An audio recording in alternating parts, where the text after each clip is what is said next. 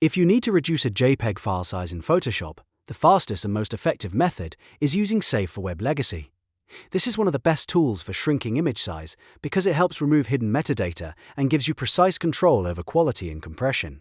So, if you're trying to upload images faster, save storage space, or make files easier to share, this is the method you want to use. And before we begin, if this tutorial helps you out, go ahead and hit like and subscribe for more quick Photoshop tips like this. Alright, let's jump in. First, open Photoshop and load the image you want to compress.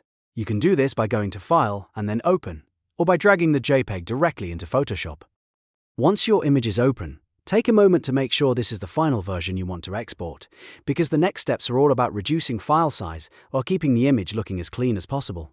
Now go up to the top menu bar and click File. Then hover over Export and select Save for Web Legacy. You can also use the keyboard shortcut if you want to work faster. On Windows, that is Control, Shift, Alt and S. On Mac, it is Command, Option, Shift and S. This will open the Save for Web panel, which is still one of the best ways to reduce JPEG size without overcomplicating the process. Once the panel opens, look at the top right corner and set the file format to JPEG. This is important because JPEG is designed for photos and detailed images, and it gives you strong compression while keeping a good visual result.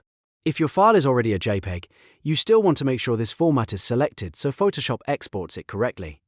Next, look directly below the format setting and find the metadata drop-down. Change this to None. This step is extremely important because metadata can add a surprising amount of hidden file weight. It may include camera details, GPS information, color profile data, and even editing history.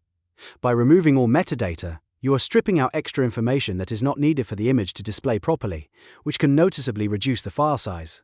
After that, focus on the quality slider.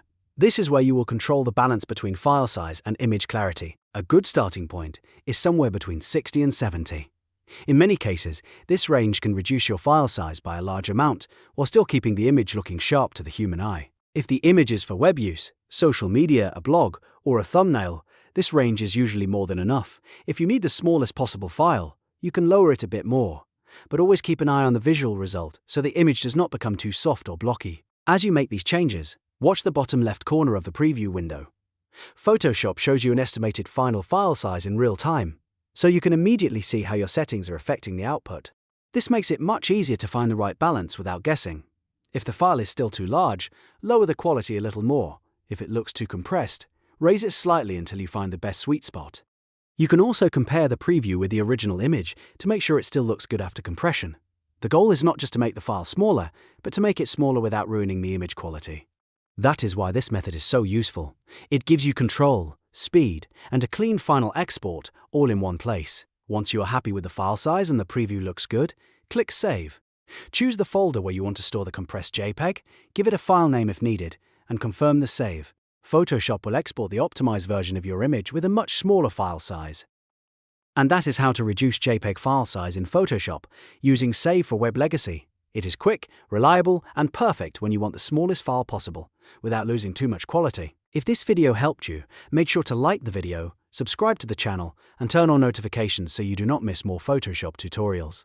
Thanks for watching, and I'll see you in the next one.